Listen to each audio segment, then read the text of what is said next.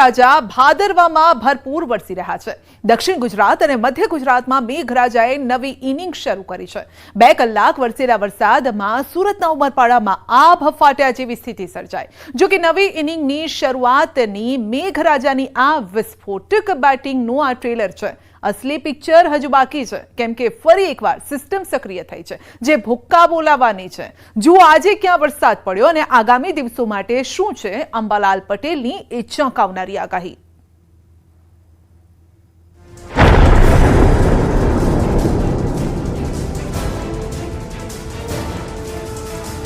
सूरत में मेघराजानी धड़बड़ाटी, उमरपाड़ाમાં આભ ફાટ્યો। 10 ઇંચ વરસાદથી જળબંબાકાર। ડેમના ખોલાયા દરવાજા, નદીઓ બની ગાંડી તૂર। રસ્તાઓ જળમગ્ન। અંડરપાસમાં ફસાઈ કાર। दक्षिण गुजरात मध्य गुजरात में फरी मेघ सवारी।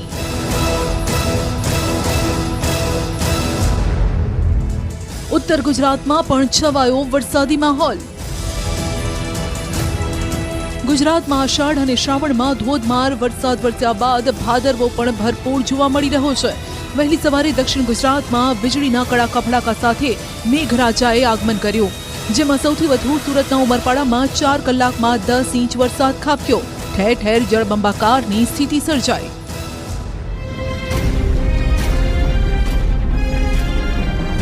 तो उमरपाड़ामां मेघराजाए बगड़ाटी बोलावी, जेने लईने नदी नाळा छलकाया। भारे वरसादना कारणे उमरपाड़ामांथी पसार थती वीरा नदीमां घोड़ापूर આવ્યો। वहार गामथी बलाल कुवा, जामकोई सहितना जोड़ता लो लेवलना कोઝવે पर पाणी गरकाव थया। वाहन चालको अटवाया। जो कि फरी एक बार वीरा नदी बहती थता नयनरम्य दृश्यो सर्जाया। भारे वरसाद बाद अंडरपास में पाणी भराई गया। एक कार चालके कार नाखवानी हिम्मत करी तो कार पण तेनी साथे तणावा लागी।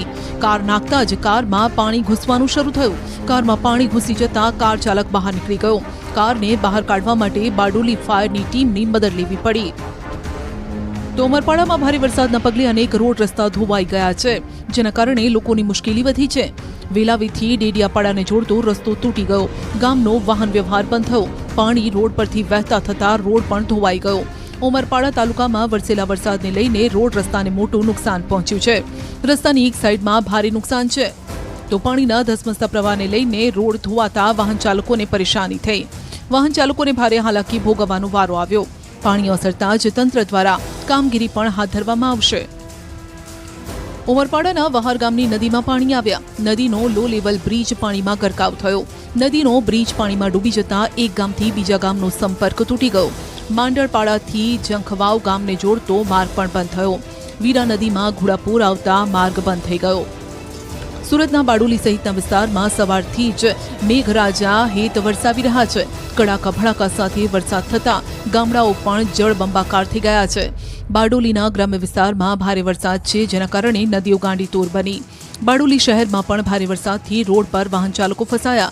सवार सवारमां काम धंधे जता लोको पण अलंकार 4 रस्ता पर ट्राफिक जाममां अटवाई गया। तेमज स्कूल बस ट्राफिकमां फसाई। भारे वरसादना पगले बारडोली नगરના मार्गो पाणी पाणी थया। सूरतना उमरपाड़ामां धोधमार वरसाद छे। मांडवीनो आमली डेम ओवरफ्लो थयो। आमली डेम भयजनक सपाटीए पहोंचता डेमना 6 दरवाजा खोली पाणी छोड़ायुं। बीजी तरफ डेमना दरवाजा खोलाता नीचाणवाड़ा विस्तारना 27 जेटला गामोने अलर्ट कराया। पशुपालकोने डेम विस्तारमां जवा पर मनाई छे। आ तरफ नर्मदा जिल्लामां पण वहेली सवारे भारे वरसाद वरस्यो, जेना पगले नदीओ બે કાંઠે વહેતી થઈ। आ दृश्यो गरुडेश्वरना લીમખેતર ગામના છે। बाइक अपनी सुविधा माटे छे। बाइक पर लोकोए सवार थवानुं होय, परंतु અહીં તો બાઇકને જ લોકોની સવારી કરવી પડી। લીમખેતર સહિતના 3 ગામોના લોકોને નદી પર રસ્તો ન હોવાથી ભારે હાલાકી વેઠવી પડે છે। વરસાદ આવે એટલે વાહન વ્યવહાર ખોરવાય છે, જેથી ગામ લોકોએ આવી રીતે બાઇકને ખભે ઉઠાવી નદી પાર કરવી પડે છે। ખારી નદીમાં પૂરની સ્થિતિ સર્જાતા 3 ગામના લોકોને અવરજવર કરવામાં મુશ્કેલીનો સામનો કરવો પડ્યો। દાહોદમાં પણ મેઘ સવારી આવી પહોંચી। સવારથી કાળા ડિબાંગ વાદળો છવાયા. 1 કલાકમાં જ વરસી પડતા બપોરના 12 વાગ્યા સુધીમાં તો અહીં 2 ઇંચ જેટલો વરસાદ વરસ્યો, જેના પગલે દાહોદમાં બનાવેલ કૃત્રિમ છાપ તળાવ ઓવરફ્લો થયું. તળાવના પાણી રસ્તા પર ફરી વળ્યા. પાણીના કારણે વાહન ચાલકોને મુશ્કેલીનો સામનો કરવો પડ્યો. આ અંગેની જાણ થતાં ઐતિહાસિક છાપ તળાવ નગરપાલિકાના કર્મચારીઓ જેસીબી લઈને પહોંચ્યા. જેસીબીથી રસ્તો ક્લિયર કર્યો. બીજી તરફ દાહોદના શહેરના રસ્તા પણ જાણે તળાવ બન્યા. મોટાભાગના રોડ પર જાણે કે નદી વહેતી હોય તેવા દ્રશ્યો સર્જાયા.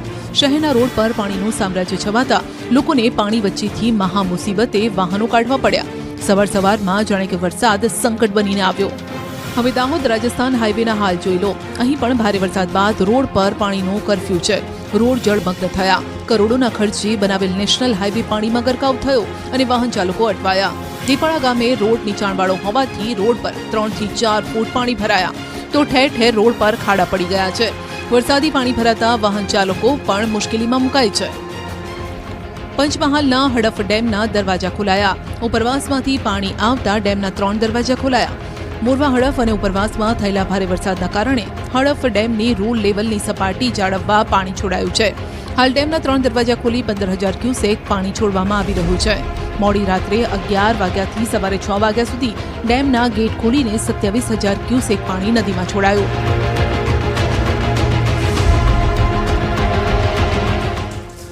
છોટાઉદેપુર જિલ્લામાં વરસાદી માહોલ છવાયો છે. બોડેલી, ક્વાંટ, પાવી, જેતપુરમાં પણ ધોધમાર વરસાદ વરસ્યા બાદ નદીઓ વહેતી થઈ. આ દ્રશ્યો ક્વાંટના સલમવાંટ ગામે જવાના રસ્તા પરના છે. અહીં કોઝવે પાણીમાં ગરકાવ થયા બાદ લોકો જીવના જોખમે કોઝવે પરથી પસાર થઈ રહ્યા છે. ગામમાં આવવા જવાનો એકમાત્ર રસ્તો હોવાથી વિદ્યાર્થીનીઓ, મહિલાઓ અને અન્ય રાહદારીઓ પરેશાન છે. શરૂઆતમાં પાણીનો પ્રવાહ વધુ હોવાથી બંને બાજુ વાહનોના પૈડા થંભી ગયા. જો કે થોડું પાણી ઓસર્યા બાદ લોકો જીવના જોખમે પસાર થતા હતા. કેટલાક લોકો પોતાના પાલતુ પશુઓ સાથે પસાર થયા, તો કેટલાક લોકો વાહનો સાથે પસાર થયા, જેની સ્થાનિકોએ મદદ કરી. જો કે થોડી પણ ચૂક થાય તો જીવ જોખમમાં મુકાવાનું નક્કી છે. સમલવાંટ ઉપરાંત પાવી, જેતપુરના આસપાસના વિસ્તારોમાં પણ વરસાદ વરસ્યો. ઢોકલિયા, અલીપુરા, જૂની બોડેલી, ચાચક સહિતના વિસ્તારોમાં વરસાદી માહોલ જામ્યો. થોડા સમયના વિરામ બાદ ફરી એકવાર ગુજરાતમાં વરસાદી માહોલ જામ્યો છે. ત્યારે હવામાન નિષ્ણાતોએ દાવો કર્યો છે કે વરસાદનો નવો રાઉન્ડ ગુજરાતમાં ભૂક્કા બોલાવશે. માત્ર વરસાદ જ નહીં, જોરદાર પવન પણ ફૂંકાશે અને ફરી નદીઓમાં પૂર આવશે. મધ્ય ગુજરાત કેટલાક ભાગોમાં ભારે વરસાદ થતાં કેટલીક નાની નદીઓમાં પૂર આવવાની શક્યતા છે. એટલે પછી એક બનતી સિસ્ટમો ના કારણે લગભગ હજુ ભારે વરસાદના કારણે કેટલીક નદીમાં પૂરની સ્થિતિ રહેશે.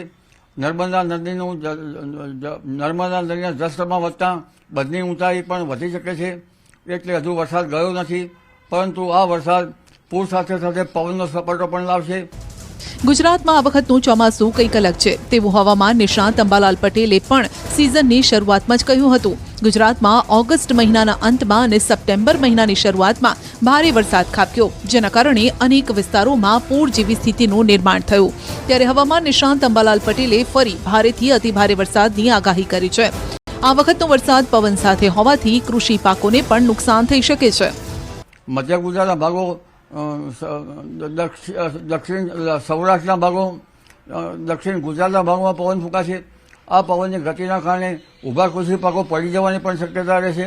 પરંતુ હવે પછી આ વરસાદો ગાજવીજ સાથે થવાની શક્યતા રહેશે. એટલે હવે એક પછી એક બનતી સિસ્ટમો રાજસ્થાનમાં બનતા એન્ટી સાયક્લોનને વરસાદની પીછાટમાં થોડીક વિલંબ પણ લાવી શકે છે. સપ્ટેમ્બર મહિનાની કઈ તારીખે વરસાદનું જોર રહેશે તે પણ જાણી લો. અને આ સિસ્ટમ થોડી પાસેથી મજબૂત થતી જશે. તારીખ 17-18 ઉત્તર પશ્ચિમ ભારતમાં હવામાનમાં પલટો આવશે. ત્યાર પછી એક વેસ્ટર્ન ડિસ્ટર્બન્સ આવશે અને તારીખ 22, 23, 24, 25માં પણ રાજ્યના ભાગમાં ભારે વરસાદ ઝાપટા પડવાની શક્યતા રહેશે. તારીખ 27 સપ્ટેમ્બરથી 5 ઓક્ટોબર વચ્ચે ગાજવીજ સાથે કેટલાક ભાગમાં વરસાદ થવાની શક્યતા રહેશે. આમ રાજ્યમાં ભાદરવો ભરપૂર રહેવાની શક્યતા છે.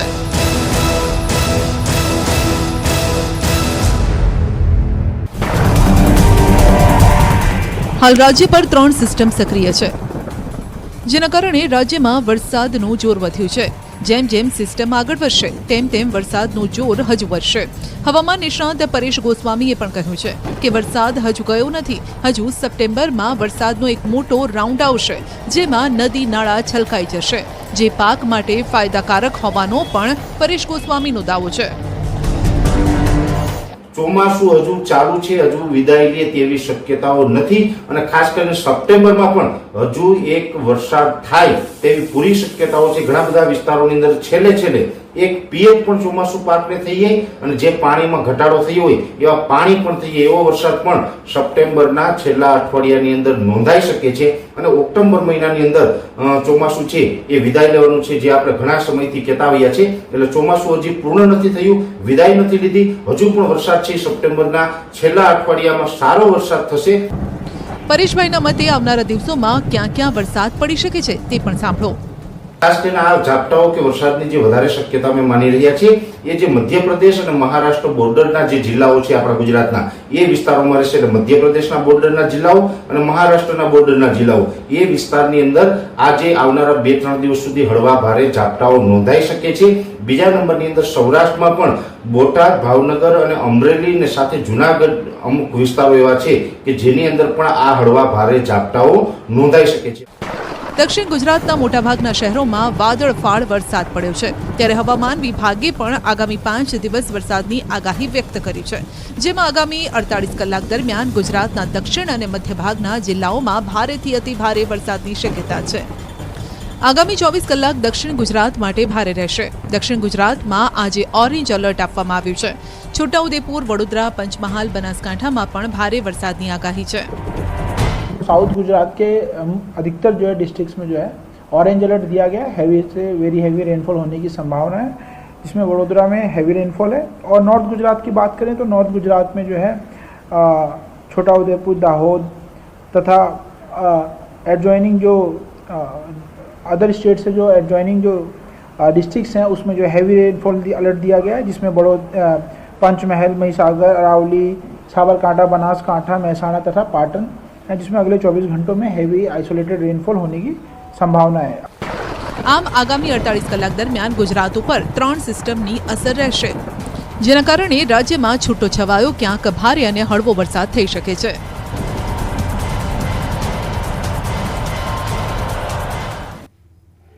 આ તરફ આજે અમરેલી, ધારી, ગીર જંગલમાં પણ ધોધમાર વરસાદ વરસ્યો. ગીર જંગલમાં વરસાદથી નદી નાળામાં ઘોડાપૂર આવ્યા.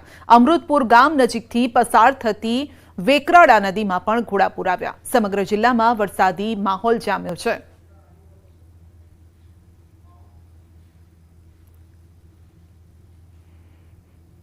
આ તરફ અમરેલી, ખાંભા પંથકના ગ્રામ્ય વિસ્તારોમાં ધોધમાર વરસાદ છે. તાલાળા, હનુમાનપુર, ચક્રાવા સહિતના ગ્રામ્ય વિસ્તારોમાં ધોધમાર વરસાદનું આગમન થયું. તાલાળા ગામની સ્થાનિક રૂપેણ નદી બે કાંઠે વહેતી થઈ છે.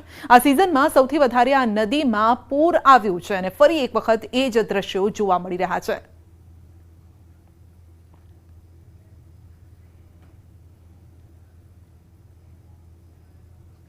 ગોંડલ યાર્ડમાં ચાઇનીઝ લસણ ઘૂસતા પોલીસ સક્રિય થઈ ગઈ છે અને તપાસના તાર લંબાવ્યા છે. ચાઇનીઝ લસણના વિરોધમાં આજે ભારતભરના યાર્ડમાં લસણની લે વેચ બંધ રહી. પરંતુ શું અત્યાર સુધીમાં તમારા રસોડામાં તો આ સફેદ બોમ્બ નથી પહોંચી ગયો ને? કારણ કે બોમ્બથી જરા પણ ઓછું ખતરનાક નથી આ ચાઇનાનું લસણ. જુઓ ખેડૂતો શું કહી રહ્યા છે, વેપારીઓ શું કહી રહ્યા છે અને તબીબોએ ચાઇનીઝ લસણ અંગે શું ચોંકાવનારી માહિતી આપી છે.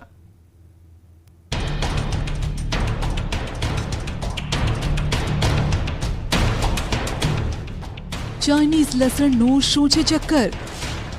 શું ચાઇનીઝ લસણ ખાવાથી પુરુષ બની જાય છે નપુંસક?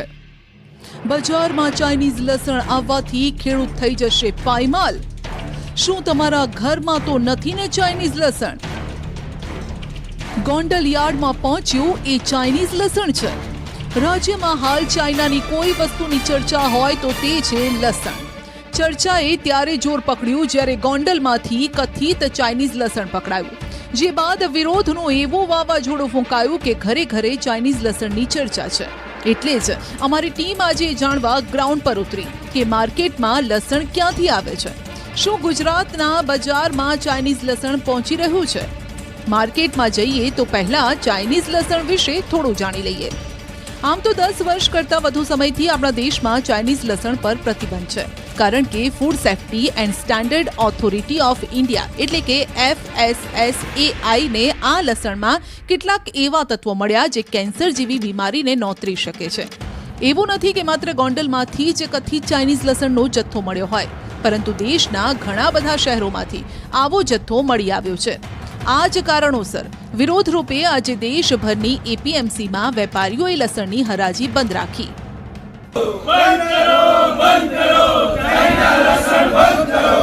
ચાઇનીઝ લસણની આવક મામલે રાજકોટ સહિત સમગ્ર સૌરાષ્ટ્રભરના તમામ માર્કેટિંગ યાર્ડની અંદર આજરોજ લસણની હરાજી બંધ રાખવામાં આવી છે. ખાસ કરીને વાત કરવામાં આવે તો ચાઇનીઝ લસણની ઘૂસણખોરીને લઈને વેપારીઓ તેમજ ખેડૂતો દ્વારા વિરોધ છે તે નોંધાવવામાં આવી રહ્યો છે.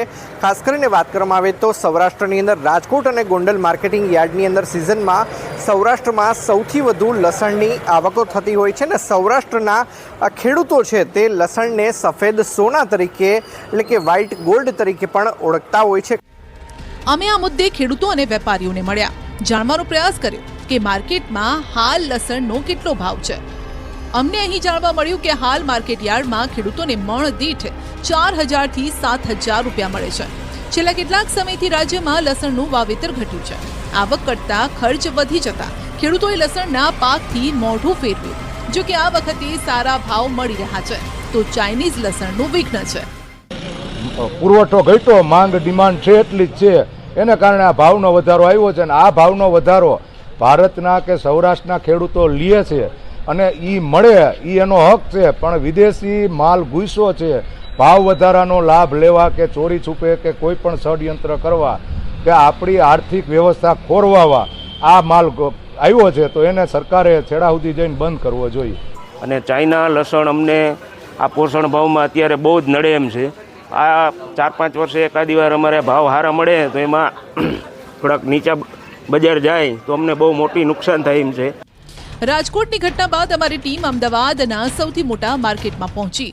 ન્યૂઝ 18ની ટીમ જે છે તે અમદાવાદના માધુપુરા માર્કેટ ખાતે પહોંચી છે કે જ્યાં લસણનો મોટો વેપાર જે છે તે થતો હોય છે.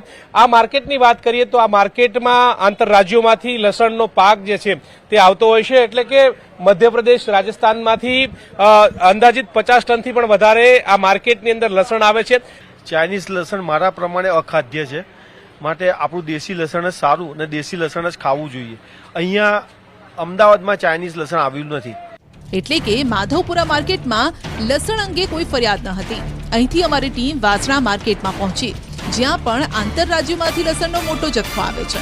અહીં પણ અમને જાણવા મળ્યું કે ચાઇનીઝ લસણ નથી આવ્યું.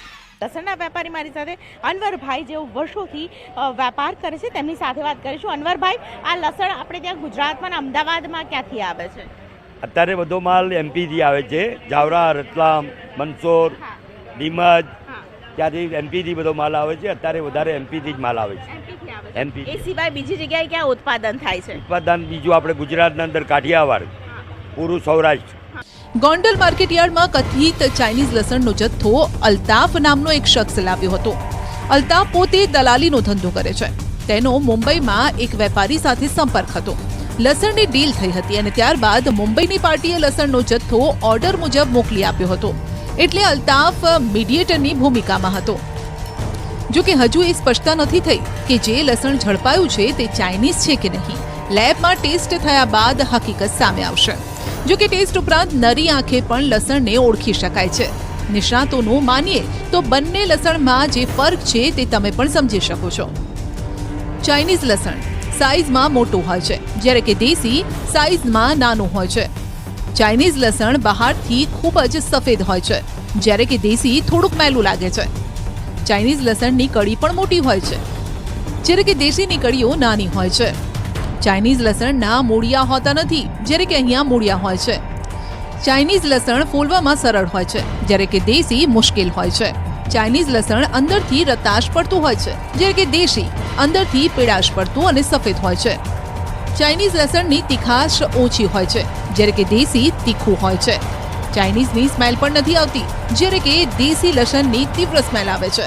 સ્વાદ તમને વધારે કાઠિયાવાડના જે લસણ છે, મધ્યપ્રદેશથી જે લસણ આવે તેમાં મળશે. ચાઇનીઝમાં જલ્દીથી તમને ફોલાઈ જશે, પણ તેની ગુણવત્તા એટલી સારી નથી તેવું વેપારીનું પણ કહેવું છે.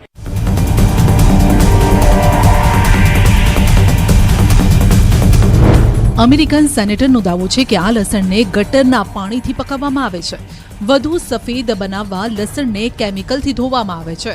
લસણ ઝડપથી પાકી જાય અને વધુ સમય સંગ્રહ કરી શકાય તે માટે કેમિકલ પ્રોસેસ થાય છે. આમ લસણ પ્રોસેસ થઈને અંતે તો ઝેર બની જાય છે.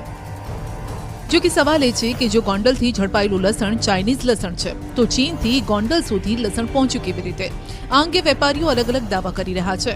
આશંકા વ્યક્ત કરી રહ્યા છે કે બોર્ડર પારથી હજારો કન્ટેનર લસણ ઠાલવાઈ રહ્યું છે. એક ખેડૂતે દાવો કર્યો છે કે હાલ જે લસણ આવ્યું છે તે વાયા અફઘાનિસ્તાનથી આવ્યું છે. લસણ ખાવા લાયક નથી અને વાયરસવાળું છે. સસ્તી કિંમતે ચીનમાંથી લસણ ખરીદી મોંઘા ભાવે ભારતમાં વેચાય છે. નાના માણસ સુધી પહોંચાડાય છે અને આ આખું ષડયંત્ર ચાલે છે. આમ તો ચાઇનાથી સીધો માલ આપણે આવતો જ નથી, આપણે દેશ સ્વીકારતો જ નથી, પણ એ લોકોએ અફઘાનિસ્તાનથી લગાડી અને ગુજરાતમાં પ્રવેશો. કારણ કે ગુજરાતની અંદર અત્યારે છેલ્લા 2 વર્ષથી ખેડૂત વાવેતર સારું કરવા માંડ્યા, સારો વરસાદ આવ્યો, એના હિસાબેથી અહીંયા સારા ભાવતાલ હતા કે 4000થી લગાડીને 6500 રૂપિયાના આપણે સૌરાષ્ટ્રના તમામ પીઠાની અંદર આપણો ગુજરાતનો લોકલ માલ, પણ એ વર્ષ દિવસની આયુષ્યવાળા માલ છે. એના હિસાબે એ ભાવના હિસાબે તે ત્યાંના લસણનો ભાવ થઈ જાય એટલે એ ઘુસાડવામાં આવ્યું છે. કારણ કે આપણા દેશના ખેડૂતો જ્યારે મહા મહેનતે આ પાક પકવી અને પોતાના માલના યોગ્ય વળતર આ વર્ષે મળી રહ્યું હોય અને ગુણવત્તામાં પણ આપણું લસણ એના કરતાં સારું હોય તો આ લસણ ઉપર નજર રાખી અને કોઈપણ માર્કેટિંગ યાર્ડો સુધી ન પહોંચે કે કોઈપણ ઘર સુધી આ લસણ ન પહોંચે એની જવાબદારી સરકારે ઉઠાવી લેવી જોઈએ. જો દાવો સાચો છે તો આપણા રસોડા સુધી પણ આ લસણ પહોંચી ગયું હોઈ શકે છે. આ મુદ્દે ન્યૂઝ 18 ગુજરાતી અમદાવાદના જાણીતા સિનિયર ફિઝિશિયન ડોક્ટર પ્રવીણ ગર્ગનો સંપર્ક કર્યો અને જાણવાનો પ્રયત્ન કર્યો કે આ ઝેર આપણા પેટમાં જાય તો શું થાય. લાંબા સમય સુધી આનો ઉપયોગ કરવાથી પેટમાં ગેસ્ટ્રાઇટિસ, પેપ્ટિક કલ્સર પણ થઈ શકે, કિડની ઉપર પણ અસર કરી શકે છે અને મૂળ જાતના કેન્સર એટલે બ્લડ કેન્સર, આંતરડાના કેન્સર, બ્લેડરના કેન્સર પણ થઈ શકે.